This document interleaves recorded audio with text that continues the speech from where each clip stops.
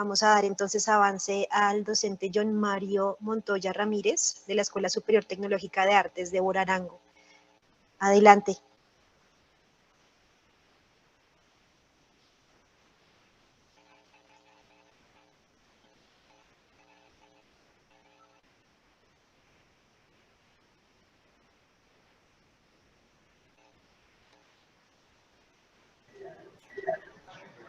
Muy buenas tardes para todos. Estaba esperando que me diera el sonido. ¿Me escuchan? Te escuchamos. Ok. Bueno, voy a compartir entonces mi pantalla.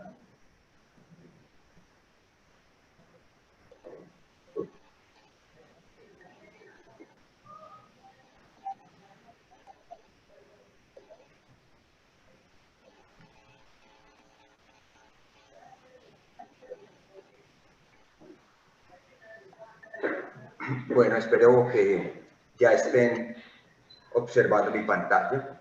Quiero contarles un poco. Mi nombre es John Mario Montoya. Soy docente del Tecnológico de Artes de Borarango en Envigado. Y les quiero contar un poco mi experiencia en torno a la aplicación de herramientas de investigación-creación en el contexto de la pandemia. Al igual que muchos, pues la pandemia nos obligó a generar una cantidad de estrategias que nos permitieran llevar y continuar los procesos de formación con los estudiantes de forma ágil y oportuna. En mi caso, yo acompaño unidades de formación que tienen que ver con la creación y la etapa final de sus procesos. Y en este sentido, pues ya habíamos tenido un primer acercamiento al contexto de la investigación, creación en artes. El asunto de la investigación, pues digamos que ha permeado el escenario de la universidad durante muchísimo tiempo, pero en el contexto del arte es un aspecto algo nuevo. El asunto, digamos, del arte y las diferentes disciplinas creativas generalmente estuvieron alejados del escenario de la investigación-creación, de la investigación propiamente dicha. Digamos que si el proceso creativo, si en este proceso creativo existía algún ejercicio de indagación, la intención del estudiante o el artista nunca pretendía construir un nuevo conocimiento o la aplicación de un método basado en procesos, hechos, hipótesis verificables, susceptibles de ser medidas. Tampoco se buscó un resultado con pretensiones de veracidad. Las diferentes prácticas creativas que durante esa consolidación como disciplinas universitarias estuvieron generalmente concentradas en la creación y así pues nos formaron a nosotros. Y en las últimas décadas del siglo XX, tal vez la última, y en las iniciales del siglo XXI, pues hemos tenido un acercamiento y una decisión en torno sobre todo a los sistemas de evaluación de los programas universitarios que han concentrado gran cantidad de indicadores en los resultados de investigación académica propiamente dicha. Eso quiere decir que la investigación dejó de ser exclusiva de los programas en ciencias puras y ciencias humanas y se generalizó exportando los modelos y estandarizando los sistemas de validación y medición a las demás disciplinas, incluyendo las disciplinas creativas, en este caso las artes plásticas, en el programa en el que yo trabajo aquí en el Tecnológico de Artes de Borarango. Aún así, digamos que existió siempre una oposición o una especie de tensión entre estas disciplinas y esos modelos y sistemas de validación exportados desde las disciplinas tradicionales de las ciencias naturales y ciencias humanas. Y siempre existía esa pregunta desde esas miradas, desde las ciencias duras y las ciencias sociales, sobre si el arte sí era un conocimiento, si el arte sí podía producir nuevo conocimiento, o si la producción artística podía ser validada como un producto de investigación. De hecho, esta pelea se dio durante mucho tiempo y solo en 2013 empezó a consolidarse en Colombia un asunto en torno a la Mesa Nacional de Arte y Arquitectura, un trabajo, digamos, de no definitivamente encontrar las justificaciones y los argumentos, sino más bien entender el asunto del arte como una forma de generación de nuevo conocimiento, y es así como en la convocatoria 781-2017 se presenta todo un escenario en torno a la investigación más creación como una nueva tipología de investigación. Esto nos lleva a nosotros, los docentes, a empezar a pensar entonces en ese tipo de tipologías y empezar a pensar en el cómo llevar esto a las aulas. Pero llega 2019 y 2019 nos trae el escenario de la pandemia. En el escenario de la pandemia, pues no podemos negar que las condiciones fueron totalmente diferentes. Yo les cuento que Débora Arango fue una de las instituciones que volvió a las aulas de manera más rápida en Colombia. Nosotros en el segundo semestre de 2020 ya teníamos una alternancia en la cual los estudiantes venían en ciertos horarios y en cierta cantidad de estudiantes por aula. Digamos, no podíamos sobrepasar el número de 6, y esto, digamos, nos dio unas dinámicas y unas posibilidades de intercalar el asunto de la mediación virtual y de la presencialidad. Allí entonces empecé a indagar un poco sobre esa necesidad que tenían los chicos de ingresar en este mundo de la investigación-creación y tratar de generar un entendimiento sobre lo que ellos podían, desde sus casas y desde sus espacios, posiblemente tener como herramientas que les posibilitaran un acercamiento a la producción de investigación, creación, desde sus escenarios y desde estas nuevas condiciones. Digamos que lo primero que uno podría entender es que existe un paradigma inicial, que es ese paradigma de lo verificable, de lo medible, de lo ordenable, que nos viene desde esas estructuras de validación del escenario de la investigación en las ciencias puras y ciencias sociales. En el escenario de estos elementos, pues nosotros podríamos decir que el arte podría, desde algunos tipos de enfoque, acercarse a este tipo de elementos, y allí tenemos la investigación, investigación para el arte, investigación sobre el arte, que posiblemente podrían estar vinculados a esto. Es decir, digamos que este ejercicio que yo pongo aquí de referencia de Susana Mejía Villa, un trabajo de una beca de creación de 2014, posibilitó un grupo de personas, que un grupo de personas hiciera una investigación sobre las diferentes plantas que producían pigmentos en la Amazonía, perdón, y con las comunidades Huitoto y Ticuna se realizó todo un proceso en el cual habían botánicos, sociólogos, antropólogos, un gran grupo que realizó un proyecto, y un proyecto que estaba totalmente atravesado por la investigación cuantitativa.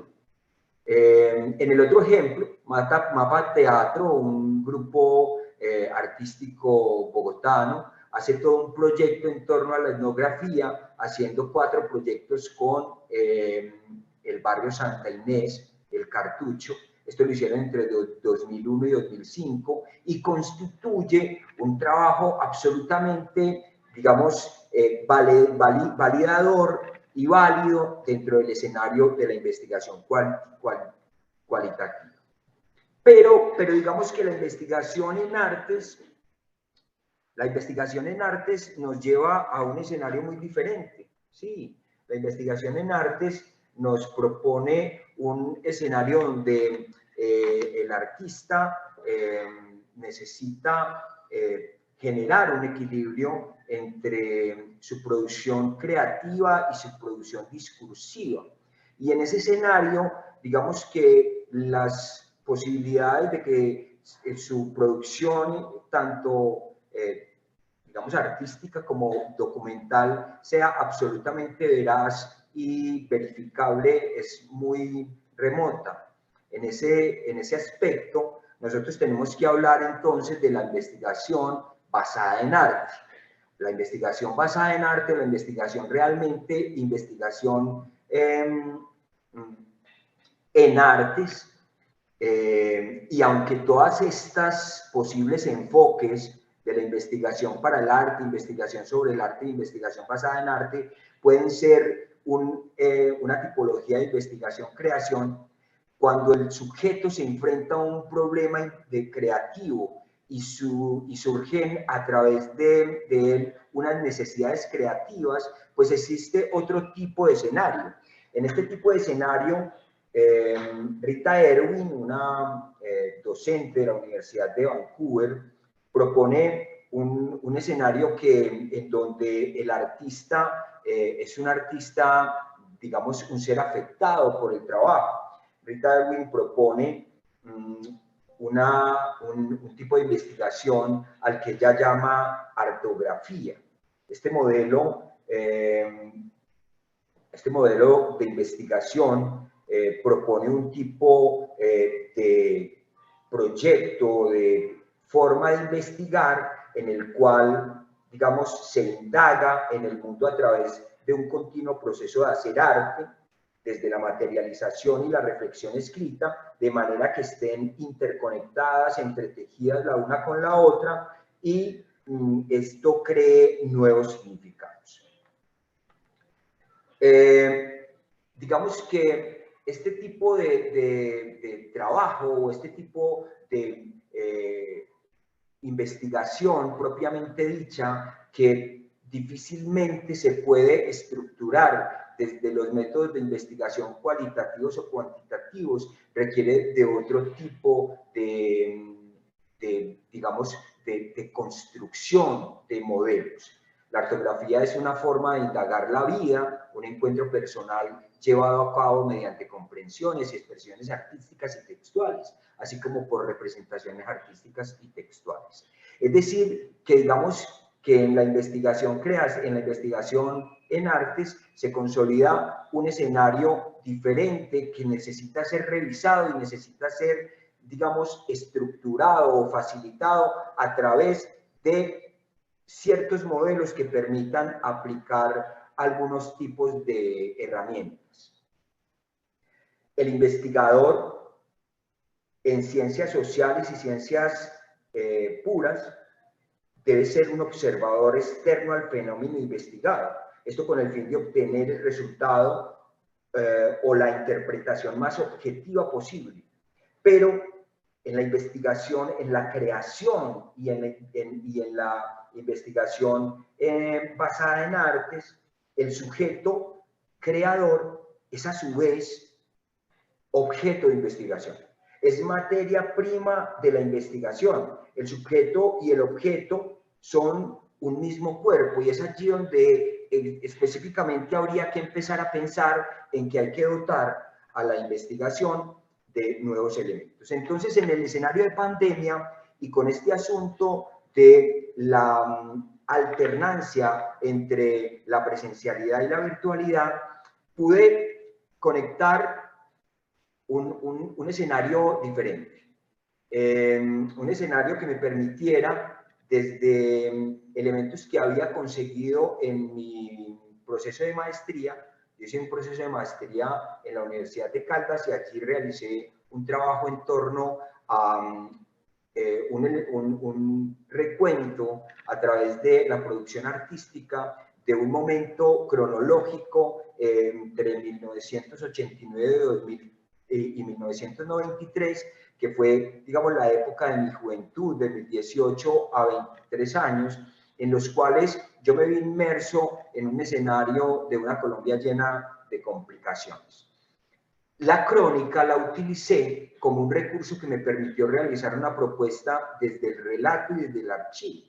La crónica, desde la crónica pude trabajar la memoria y a partir de la crónica reconstruir ficcionalmente el asunto que me llevaba y que me llamaba la atención.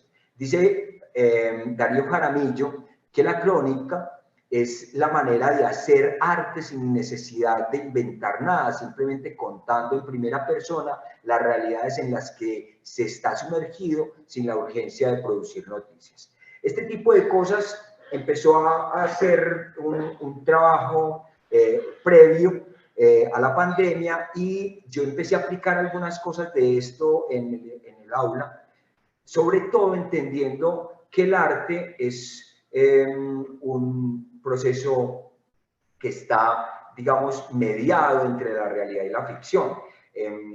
Natalia Fortuny, hablando del trabajo de Christian Boltanski, plantea que el trabajo de Christian Boltanski es una especie de híbrido que se alimenta de dos conjuntos, un conjunto de verdad, un conjunto de historia, un conjunto, digamos, de la verdad oficial, ¿sí? Pero se alimenta también de otro elemento que es en inglés, que tienen mucho parecido, que es la narrativa, el relato, el mito, la ficción, y que el arte de Christian Boltanski es esta especie de híbrido entre la ficción y la realidad.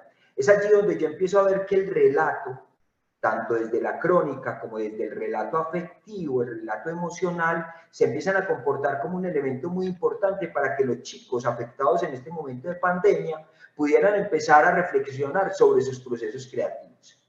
Yo empecé entonces a pensar que podía empezar a construir un modelo que me permitiera que los chicos, desde su escenario de aula y escenario de vida cotidiana, enmarcado en un proceso de pandemia que nos confinaba, empezar a reflexionar desde este tipo de construcciones.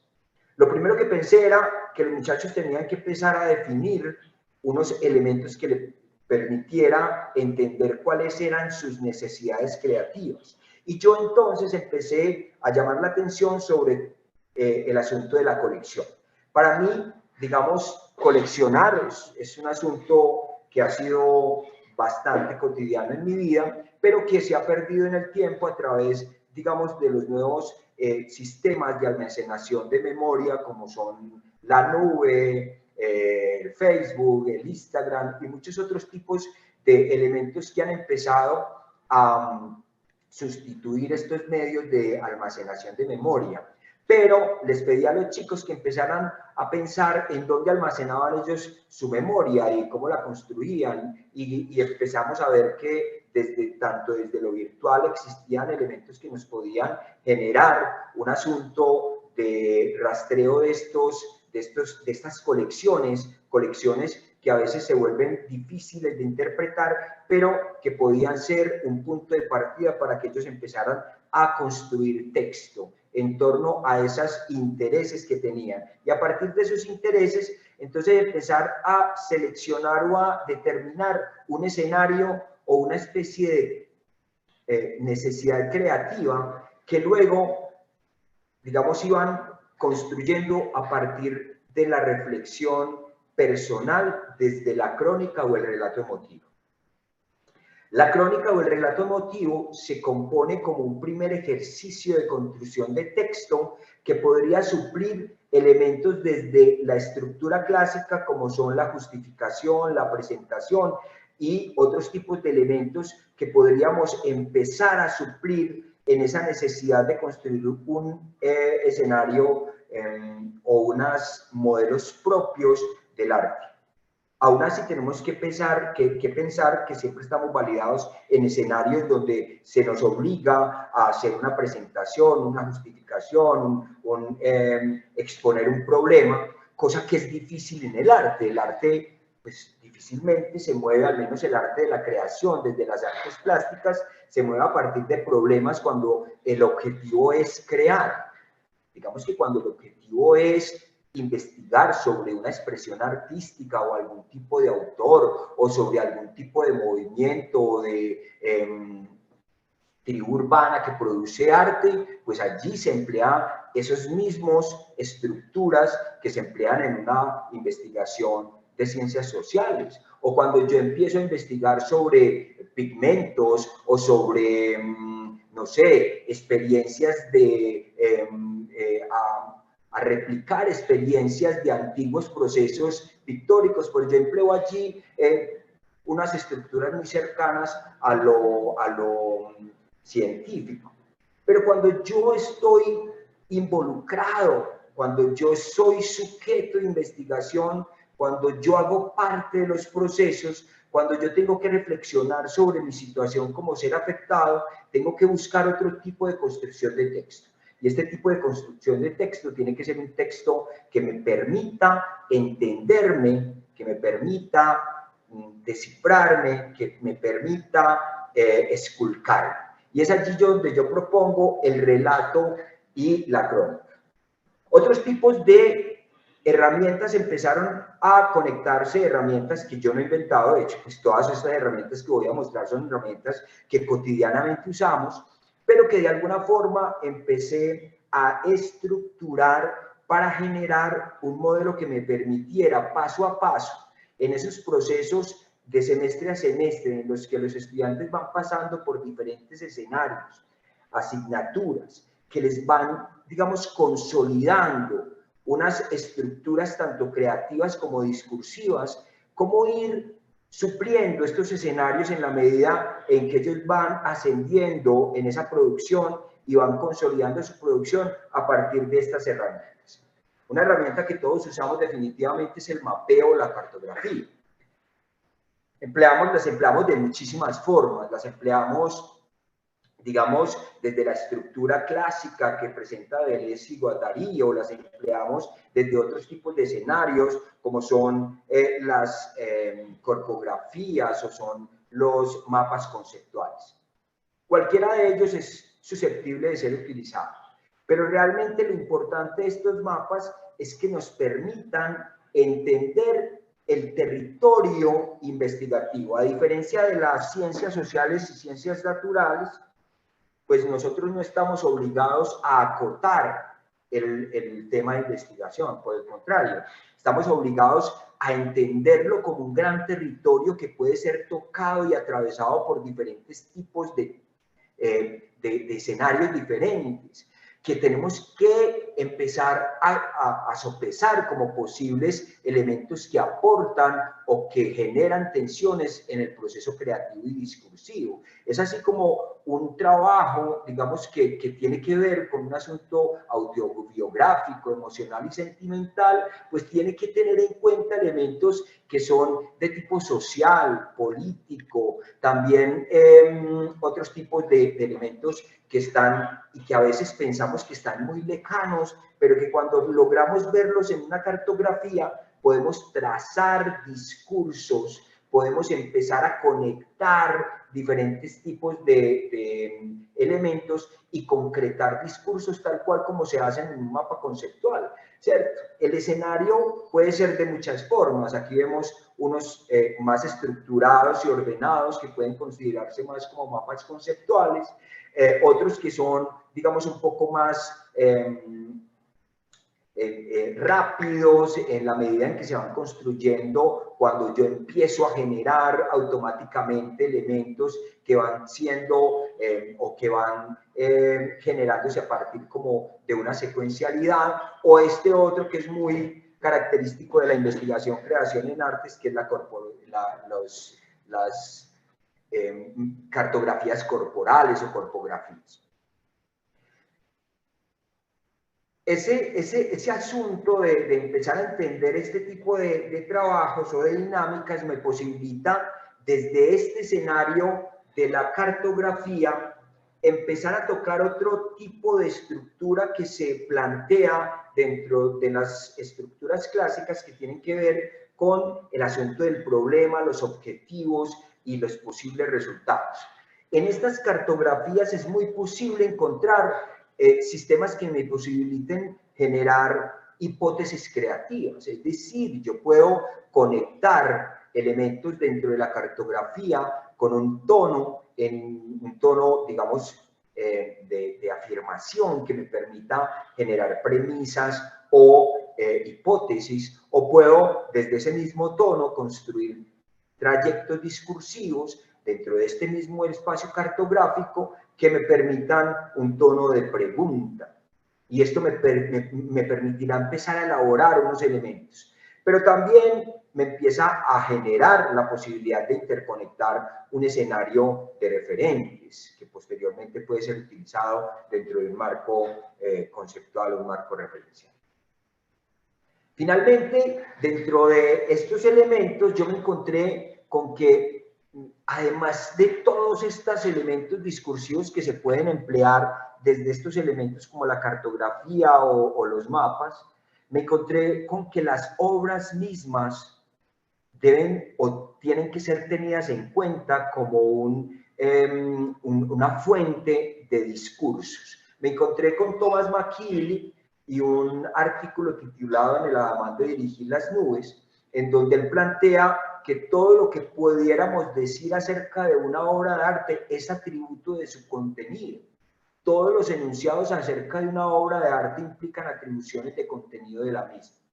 Es decir, que McKinley nos plantea que la obra misma, desde todos sus elementos, puede generar discurso y que el estudiante, el docente o el artista puede de alguna forma intencionar estas cosas para la discursividad. Lo primero que nos plantea McKinley es que nosotros tenemos que tener en cuenta los elementos formales del trabajo, es decir, el material, el elemento que surge de lo representacional, el elemento que surge del tamaño de la obra o el elemento que surge del medio en que está siendo realizada la obra.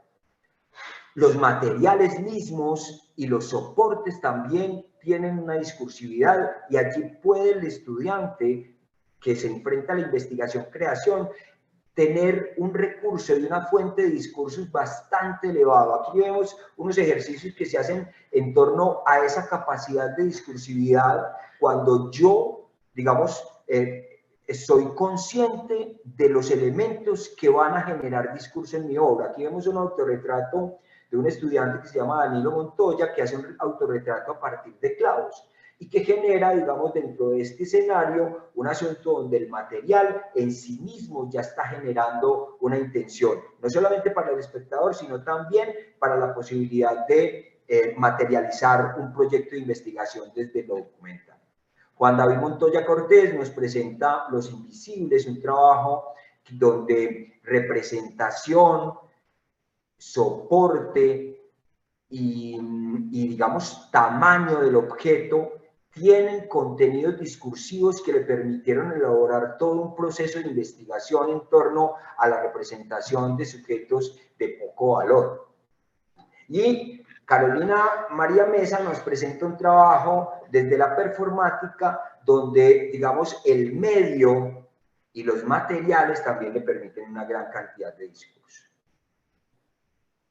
Dentro de ese tipo de cosas, McKinley también nos presenta el asunto de los contenidos que aportan los suplementos verbales que hace el artista. En este caso, una de las cosas más interesantes es que el artista, desde el mismo título, ya puede empezar a generar elementos que van a tanto detonar una conexión con el espectador como un punto de partida para la elaboración de un discurso completo.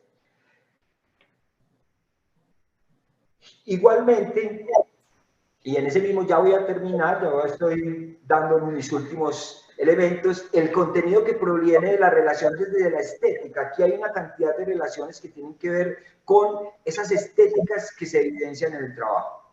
En primer lugar, el asunto de la relación con la historia del arte, con los movimientos de la historia del arte, desde el barroco, desde el romanticismo, desde el impresionismo, y es muy posible que uno pueda encontrar allí valores interesantes.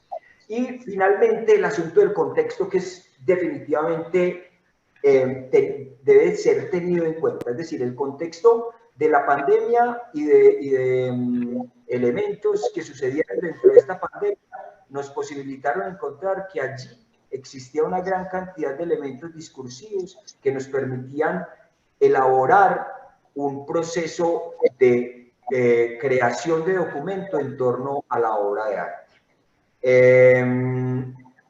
Los contenidos que emanan desde la respuesta del espectador, cuando tenemos en cuenta que el espectador también es un elemento a tener en cuenta. Bueno, espero, digamos que este tipo de elementos nos permitió entender que tanto desde la virtualidad y desde las condiciones en las que la pandemia nos llevó, pues se generaron unos elementos que nos posibilitaron construir este modelo de aplicación de herramientas en la investigación-creación y nos ha posibilitado empezar a entender la creación y la investigación-creación como un posible escenario diferente que tiene validez y que tiene su escenario en el contexto de las diferentes expresiones artísticas desde lo visual. Yo pues quiero ser bien sucinto, dejar hasta ahí. Quiero agradecer la oportunidad que nos dieron de compartir esta experiencia. Espero haber sido lo suficientemente explícito. Muchísimas gracias.